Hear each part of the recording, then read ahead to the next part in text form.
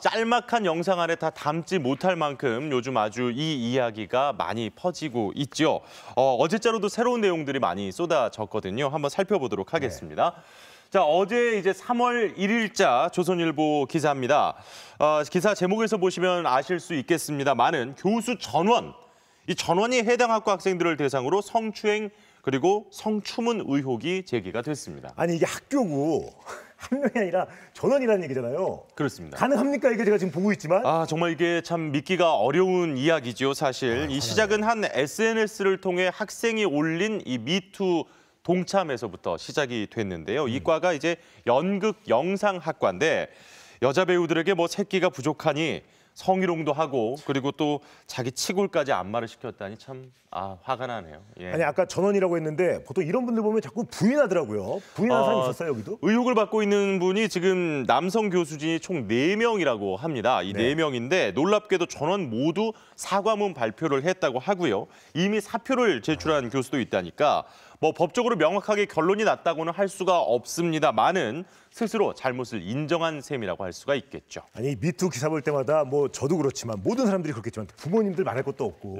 너무 화가 나는데 이게 교단에서 이런 일이 행해진다는 게 그렇습니다. 봐도 믿기지가 않아요. 이게 참 선생님이라는 사람이 이런 행동을 했다는 거에서 분노를 금할 길이 없고요. 단지 교단에서 끝나는 게 아니라 이 종교계도 계속 이어지고 있는 실정입니다. 엊그제였죠. 2월 28일이었습니다. 주교회의 의장 김희중 대주교가 대국민 사과문을 발표를 했습니다. 7년 전에 수원교구의 한 신부가 해외 봉사 중에 여성 신도를 성폭행하려 했다는 사실이 폭로되고 나서 닷새 뒤에 사과를 했는데요. 이게 끝이 아니었다는 게 문제죠. 지난달 28일, 그러니까 같은 날입니다. 대전에서 다시 한번 폭로가 나왔는데 17년 전인 2001년에 대전의 한 학교에서 종교교사인 한 신부가 여학생을 성폭력을 시도하려고 했다라는 주장이 지금 또 제기가 된 겁니다.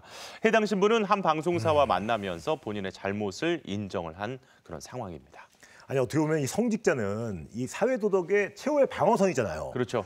믿기지가 않는데 어떻게 처벌은 확실하게 할 수 있는 거죠? 그러니까 이게 행위만 놓고 보면요, 상당히 이게 심각한 범죄입니다. 이 수원교구의 한모 신부 경우는 방문을 열고 침입을 해서 성폭행을 시도한 건데 이 경우에는 강간의 목적으로 주거 공간에 억지로 침입한 성폭력 처벌법상 특수강간에 해당을 한다고 해요. 특수강간의 경우는 무기징역 또는 5년 이상의 징역에 처해집니다.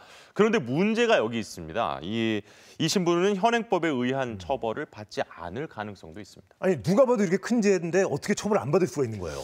그러니까 이게 친고죄. 그러니까 내가 직접 신고를 해야만 처벌을 받을 수 있는 이 법규 때문인데요. 그러니까 이게 피해를 당한 게 2011년이고요. 이 법령이 개정이 된 게 2013년 6월입니다. 그러니까 친고죄가 있을 당시에는 내가 직접 사건이 발생하고 1년 이내에 신고를 해야만 법적인 책임을 물을 수가 있게 된 건데 그 고소 기간을 넘긴 셈이고요.